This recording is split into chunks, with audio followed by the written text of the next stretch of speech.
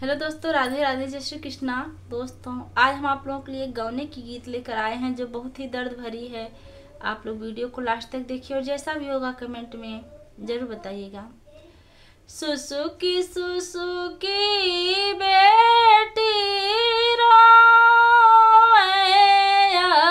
हो रे, बेटी रोए, पापा धइल सुदिन फेरी देता त कुछु नाही सीखे। चुप रहाए बेटी, चुप रहा, अवरों से चुप रहा। बेटी चारी दीना करुदनवा चेतबु घर आपन।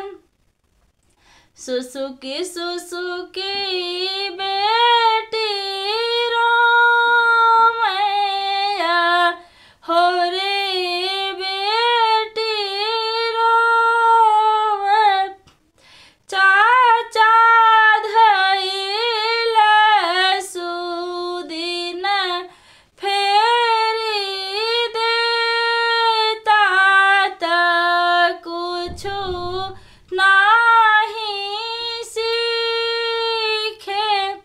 चुप रहाए बेटी, चुप रहा, अवरों से चुप रहा। बेटी चारी दीना केरुदनवा चेतबु घर आपन।